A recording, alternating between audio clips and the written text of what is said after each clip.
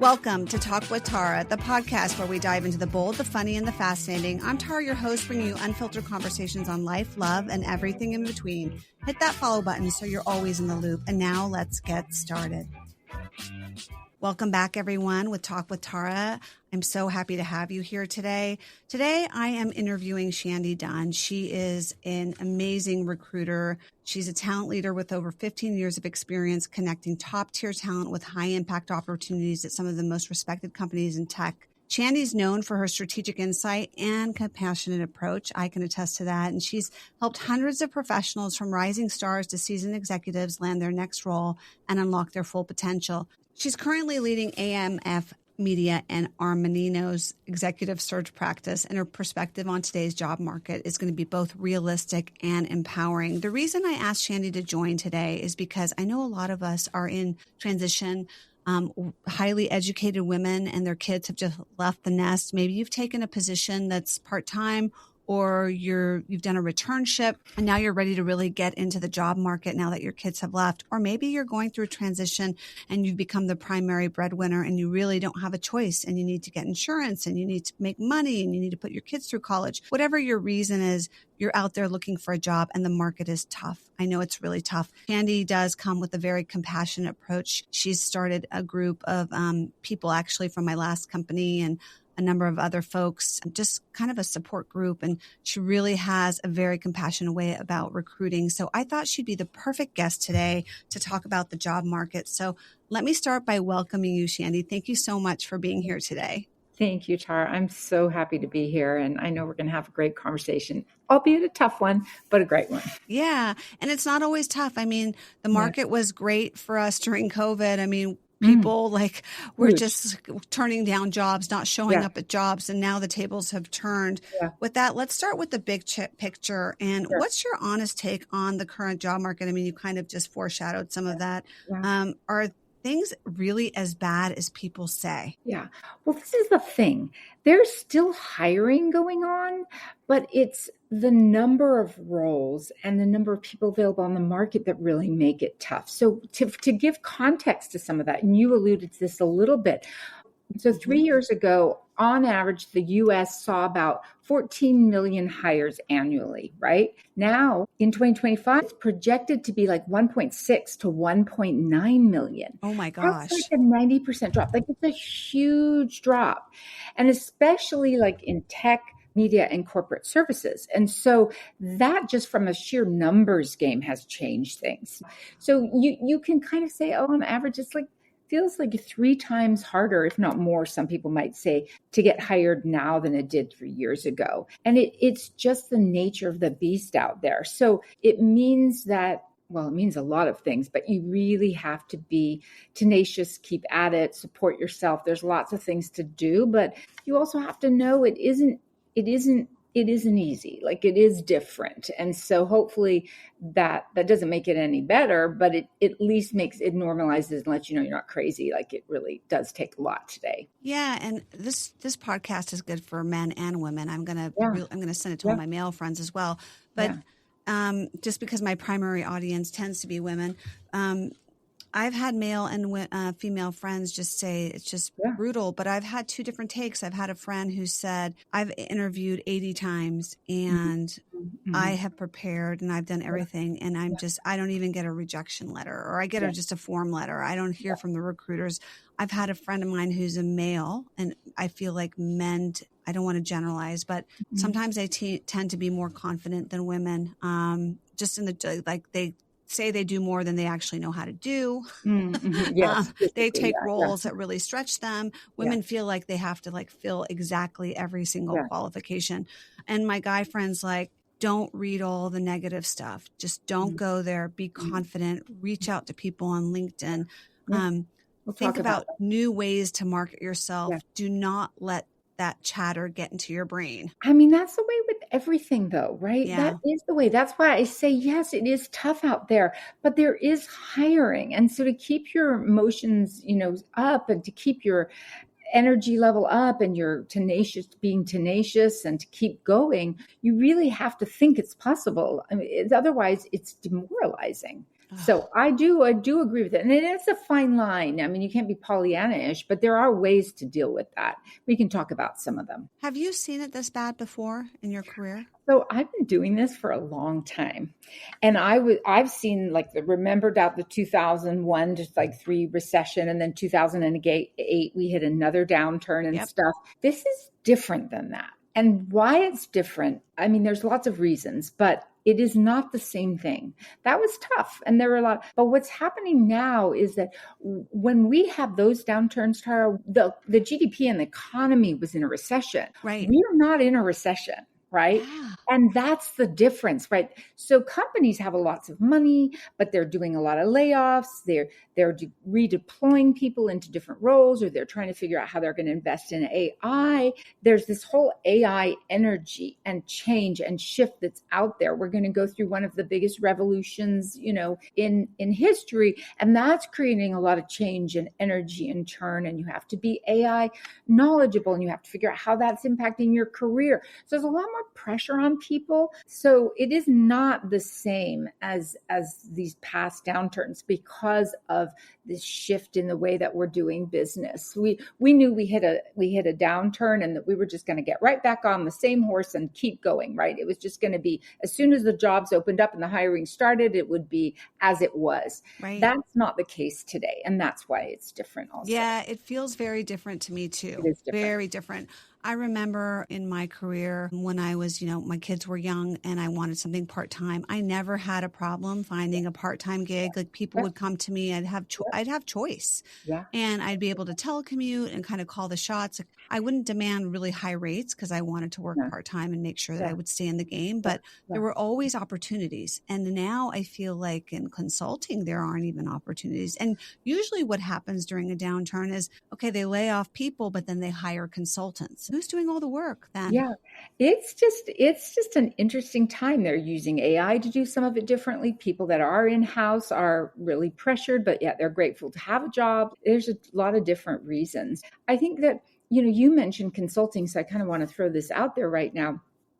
So this is another one of the shifts that's happened in the market, is that organizations, because again of technology and the capabilities around technology, they're creating their own internal databases of talent, right? Of whether it's for consulting or whether it's for full-time hires and things like that. And so that's another way to find opportunities. You were talking about part-time when you were parenting and you wanted to have that flexibility. And I like to recommend to people is, if there's a company that you're interested in, or you see contract roles that are out there, that's the company providing that opportunity directly, and to definitely apply, because it gets you into their database, and it gets so that when they do have something again, they may search and find you. It's been going on for a while, but again, with this amazing shift that we're under, it's spiked. And so it's something that's here to stay. Wow, that's so interesting. Okay, so based on that, what are some do's and don'ts when it comes to your LinkedIn and the resume? Yeah, I think the first most important thing is, don't be a generalist. Bad. It's the kiss of death in today's market. You've really got to be specific, and you've got to use data. And why it's the kiss of death is that, again, you're fighting so hard to be seen and heard and to be selected. And so you have to really make the recruiter's job or the hiring manager's job or whoever is looking so easy that when they see your resume, they see you in their job. And that's why you really, really have to tailor it. So that's the first. Do not be a generalist. Be very specific. And the other thing I'll say on that front is that if, people really struggle with that one sometimes. They say, well, what about all this other stuff I've done? And it's important as well, but you can talk about some of that later. You've got to, if you've got all this other stuff that's not pertinent to the job, you're just distracting them from how you're going to help them and see you in the role. It's really challenging, especially for people with like 15 plus years of experience. So I'll talk a little bit more about that, but that's the first. And then if you have AI experience or use cases or courses you've taken or anything along that, definitely put them in there. That's a do, right? Because you're looking to stand out from other candidates.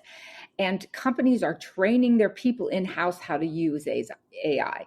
If Mm-hmm. you come as a candidate with knowledge, now maybe you haven't used AI in a role because you've been looking for the last year, but you've had XYZ courses, make it easy for them to see so they see that you're a learner and that you'll fit into their culture quickly. And then LinkedIn, I'm going to talk about that a little bit really quickly too. There are so many ways to make your LinkedIn profile stand out. And there's a few basic do's and don'ts. So the first thing is LinkedIn's more than a resume. Most people know this, but if you don't, make sure that you really leverage all of its capabilities. So that's the first thing. The about section, more often than not, when I talk with people, I'm coaching them about, we're looking at a job or they want to make a transition or something like that.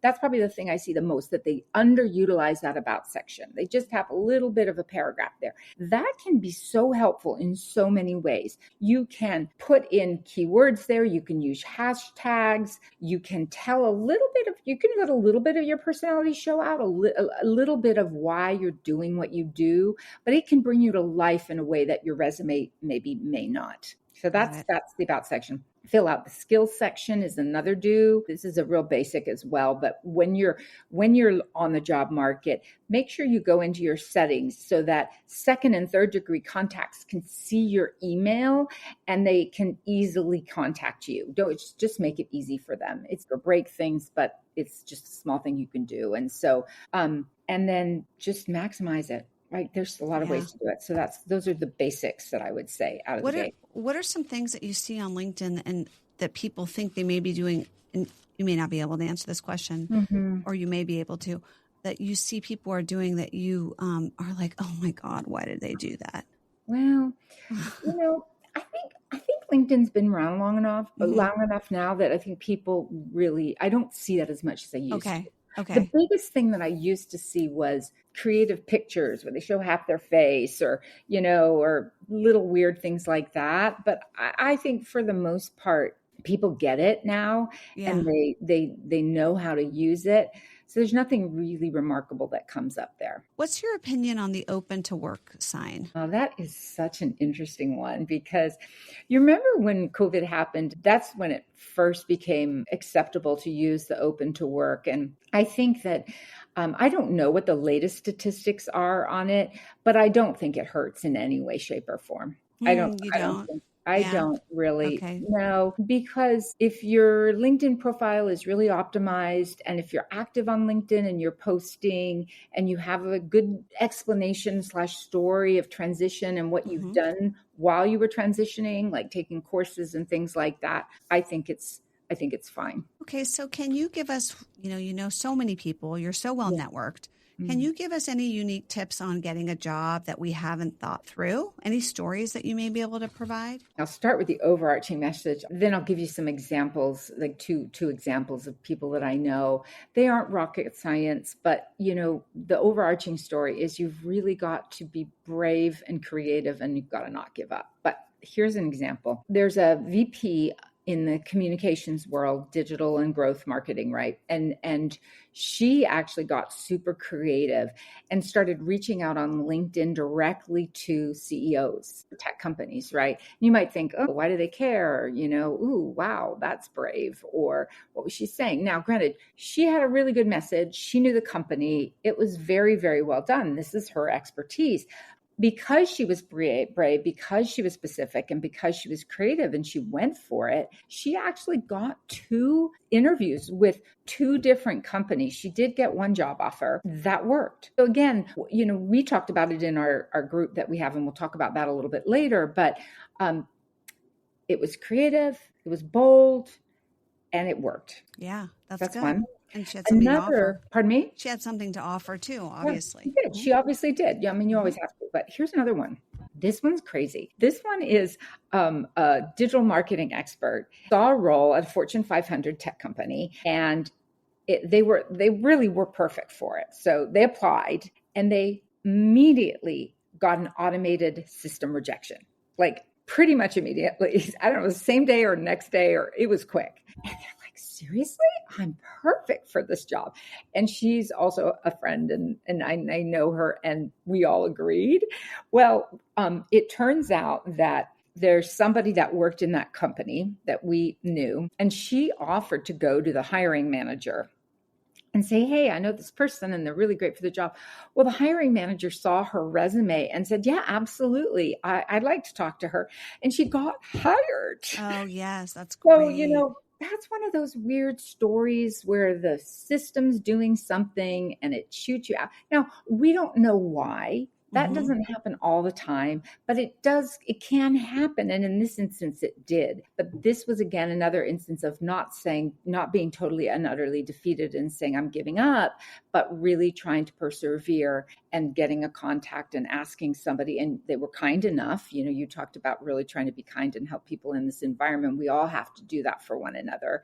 This is a group effort here, within this market, right? Yes. And so, but anyway, that was another big success story, and she did get the job. Yeah, I always wonder, like, who is making this decision in the systems to send these rejection letters? Because, like, I know when I was job hunting and I applied to a couple roles that I had, like, were no-brainer roles. My skill set just was completely, it was exactly the same what they were asking for. And I got one of those form letters pretty early on, and I thought, is this a machine making this decision? We have to get to that. I want to interview that person for my next podcast, because I want to know why these systems are just getting rid of people that can be amazing candidates. It's just really strange. Well, and I think they're going to get better and better over time. Like, they are going to get better and better over time. But I think there's been such a shift to making that be more predominant because of the number of resumes that they're getting. Yeah. And so the number of those, like, little misses or whatever have gone up. But I'm not the tech expert, right, in terms of speaking about that. I've just seen it. Yeah, me and too. Yet, the flip side of, it works too. So it's not all or nothing. It just happens sometimes. The good news is that I used to see like 600 people apply for a job. Now I'm seeing like numbers like 50, 150. I think some things are slightly, like, I remember applying for a Salesforce job, doing exactly what I was, executive communications. And I knew people at Salesforce really well. And I knew someone really senior there who actually sent my resume to the person. And they said, Tara, this position has received 550 resumes. So unfortunately, they're not even going to look at resumes anymore, even though it came from someone super senior at Salesforce. And so I was like, 550 people. And then I have a friend who's a recruiter, and he's like, yeah, out of 550 people, maybe 50 are qualified. Maybe if you're lucky. Maybe That's 20. Those numbers can be daunting. And that was one of the unfortunate things that happened. People just started applying to all kinds of things, but it doesn't serve you. It doesn't. You've got to know, again, I'm not saying that you can't learn on the job, but in this market, you've got to have the skill set and you've got to have the proof points to do the role, to be seen, seen. Yeah. What are some, you've interviewed a lot of people and you've met a lot of people. And, like, I have friends who are interviewing who are extremely qualified. Maybe you can't answer this question. What are some mistakes made in interview process? That really is a tough one, because I think that things are hard enough for people. I don't know that it's so much about mistakes in the interview process. I think rather flipping it on its head is like, what can you do to be most successful when you get the interviews? And that is too, and these are basic.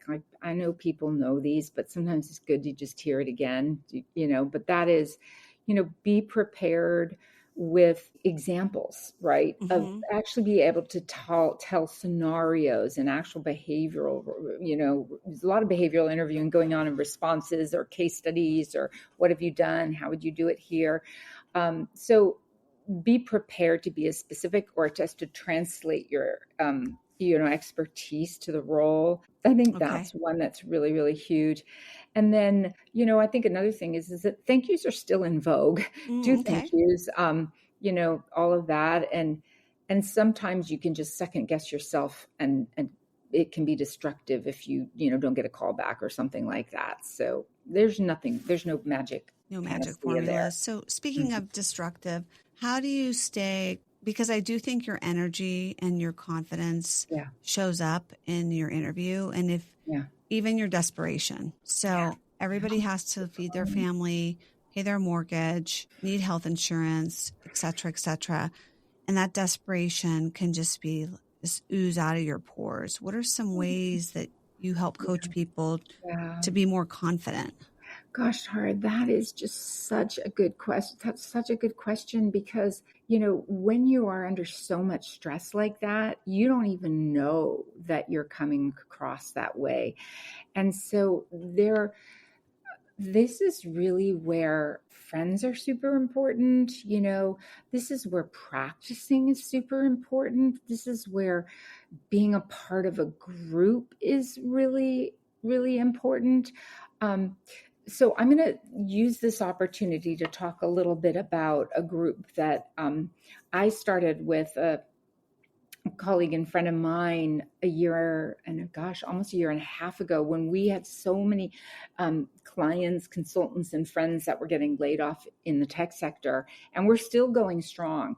And then we have some people in the group that do have to have jobs, which is wonderful because they're coming and giving to others, but also they may want to transition, or they may be looking at what they want to do next, but this is a hard job market. So they're working on upskilling and transitioning, et cetera. So it's quite a mix, but the point being is that in this group, we've had people that were laid off and blindsided, and it wasn't about performance. Obviously, most of these layoffs are not. And they come in and we had one woman, and she was angry, like really angry about it. And we were like, Kyria, you should go through all your emotional cycles of what it is. Like, you don't ignore them, but you got to get that part taken care of before you start interviewing. Right. And so it's that reflection. And then within our group, we have subgroups, right? So we call them tiger teams, and you can break off and you can meet weekly with a smaller group. So you can practice interviewing. You can have, in a more intimate environment like that, you can take feedback like that, right? That's great. You're not really, you're speaking too quickly, or you seem nervous. Let's work on that. And so again, you've got to put yourself in a position where you can get some support. And I don't mean like emotional support. I mean little coaching and collaborating, and you can do it. Like it really works. But nothing changes without awareness. Like you have to start with awareness, and then from awareness you can move into action and to shifting, etc. So I think that's one of the ways that you can go about it. Yeah. And this is a great way, guys, that you don't have to spend $150 to $200 on a coach, because who can afford that when they've just been laid off? Right. And then, you can meet with these smaller groups, meet weekly. This is your coaching session. I mean, I know a number of people that are in our group that meet with, oh my gosh, they've gotten jobs. They've had really candid, vulnerable conversations. And that's what our group, which by the way, we call it connecting. It's not a formal networking, like, where you go and this is what I do. It is, yes, this is my expertise. How can I help you? But it's also about bringing your whole self. Yes. We've had people that have gotten laid off or going through a divorce and, had to sell their house, and like all, or somebody's ill in their family and they got laid off, and like all kinds of things that are real life. And so to put yourself in a position where you can be amongst others. And again, going back to your friend, makes me think of this as like, don't focus on all the negative, but it's not about focusing on, look at all of us. Oh, whoa. No. It's all about, this is happening.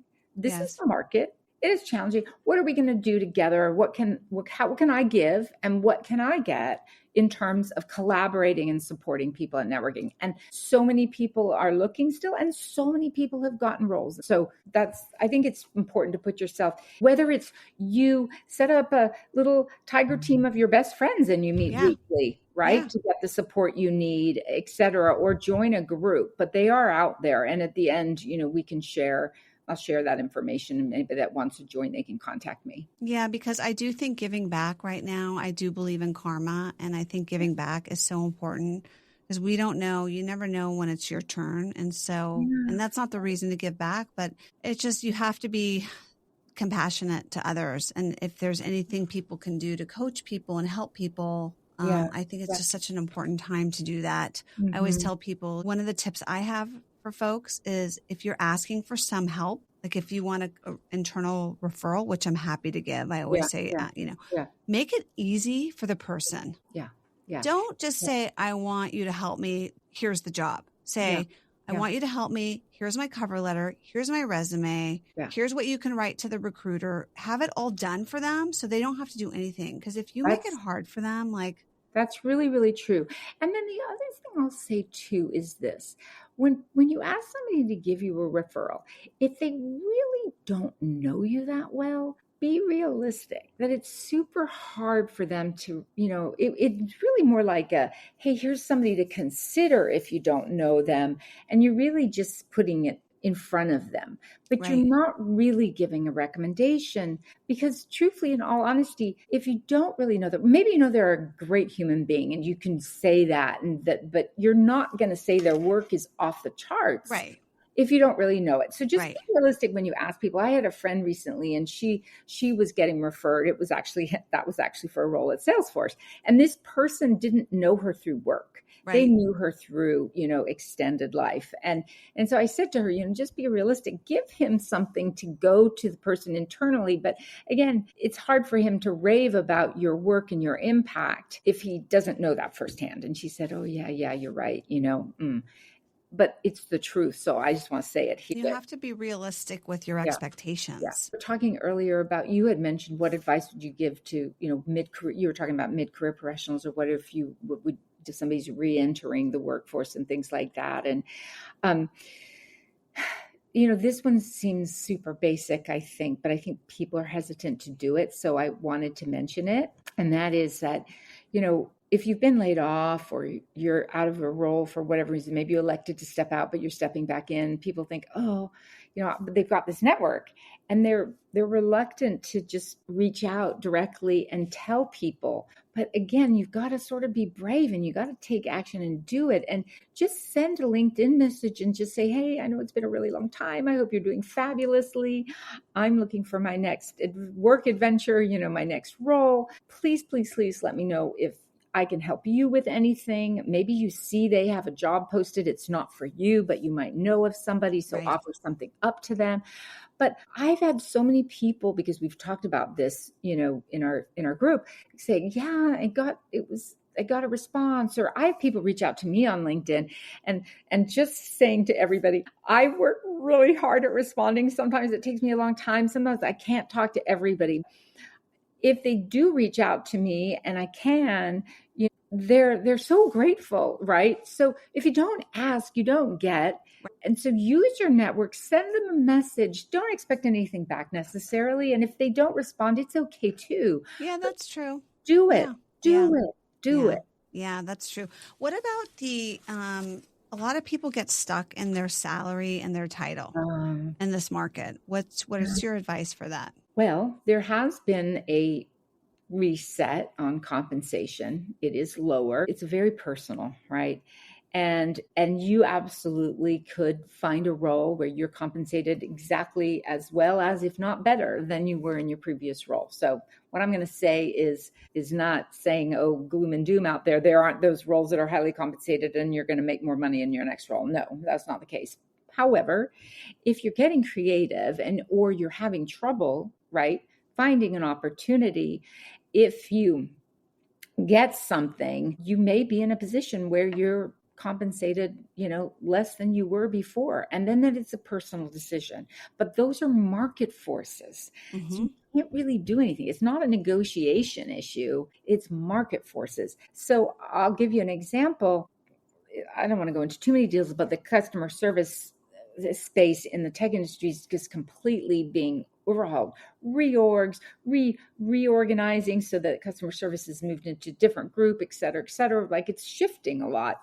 And there were a lot of layoffs. And so there's a lot of people on the market. And so it's a buyer's market, so to speak, right? Companies are hiring for similar roles, but they're paying less. Mm-hmm. So same's happening in marketing and communications. There's lots of people on the market. That's just pure market pressure. So it's a personal decision about how important it is. And you also mentioned to you, whether you want to take that or not, but you may see it. And secondly, titles. Again, it's very personal. Some people that are on a career trajectory, right, are a progressive moving up the moving up the ladder, that's an old expression because we move all around, right? It's more of the grid approach. But that being said, that want a higher title, then they again have to make the decision about how important it is. And I know people, with 15, 20 years of experience, and they may be at a director level and they're working alongside somebody with, 7 years of experience, but their work quality is as good and they have the same title.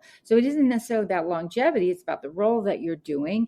And some companies have very different title gradations, right? Right. VP at one company may be a senior manager at another, or a director. Maybe senior manager is a bit extreme, but it could be director or something like that. So you got to take that into consideration as well. And I think in the end, I don't think that having a different title or one that's slightly lower is going to ruin your career. But again, sometimes it's harder to swallow than not. But it's the market. Yeah. And I think you have to, my advice is to check your ego. Because eventually the cream always rises to the top. And so if you're an amazing employee, and if you have to take a lower pay and title for a couple of years in this kind of market, just take it, because eventually things will flip.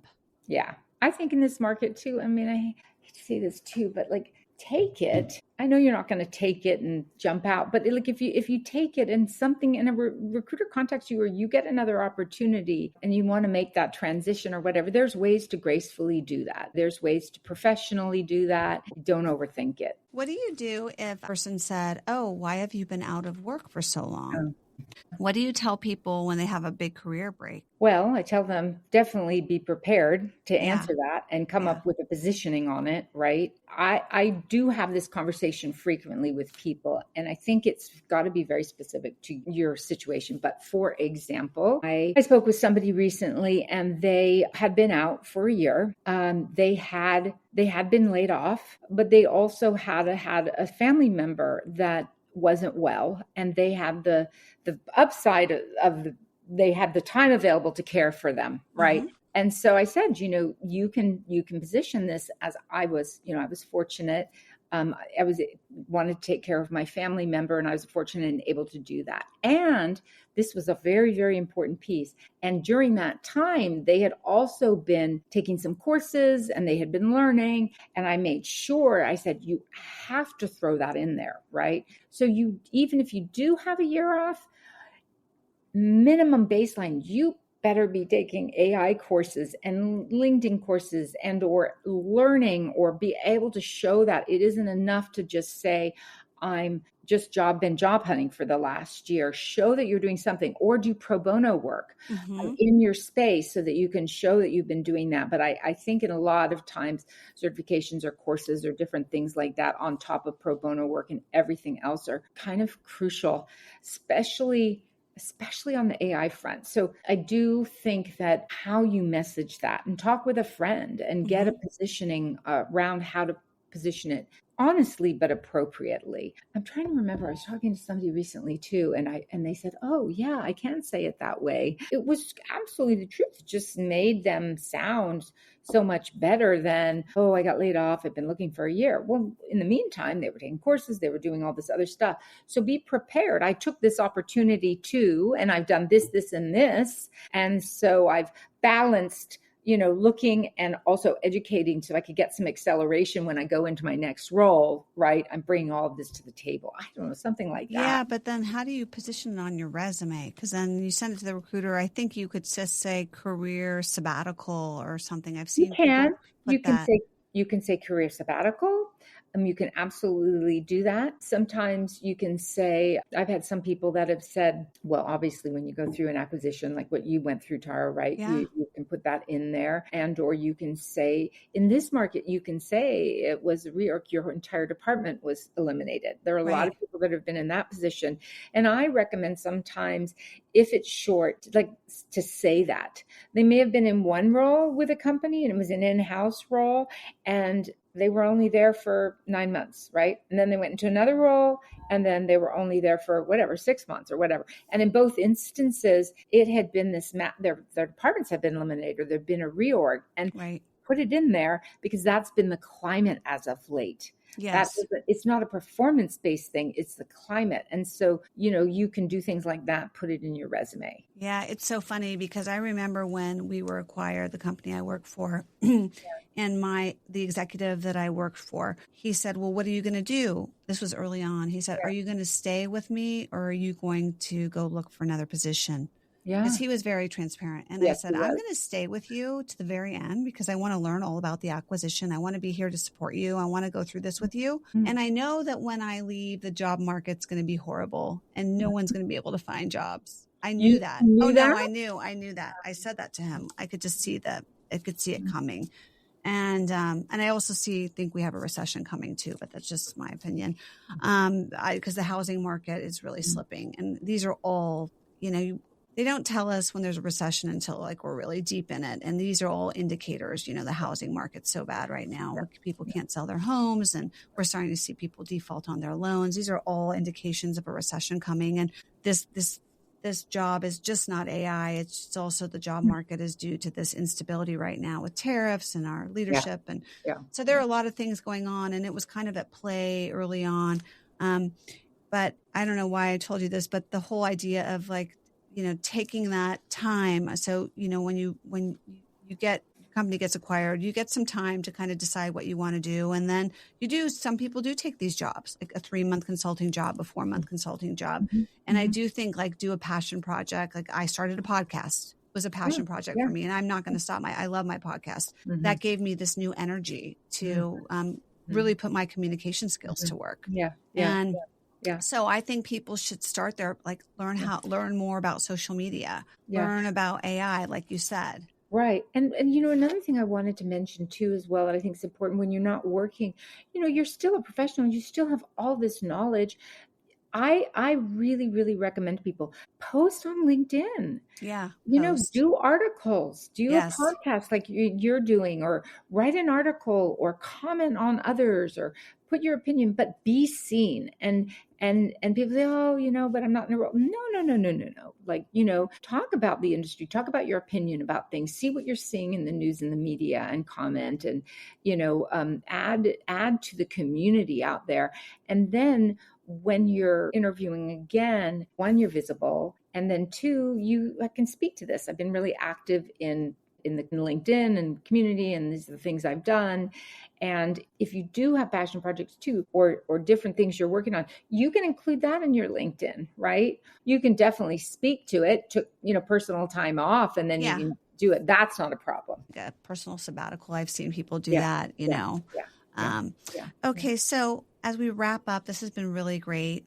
Can you tell us any last tips that you want to leave people with or any takeaways? Yeah, I think the first thing that I'd say is, you aren't alone. You aren't crazy. Find ways to support yourself. Join a group. Don't isolate yourself. These are basic, I know. Maximize your resume and your LinkedIn. Definitely baseline. Like these are all baseline things, right? Learn, take classes, learn about AI. And I'm not talking about just ChatGPT, but other resources. And if you really are in the job market and you are really looking, those are baselines. And then contact your friends, network, touch base so that you really you're active and you're out there. Yeah. And any tips on maybe joining your group or?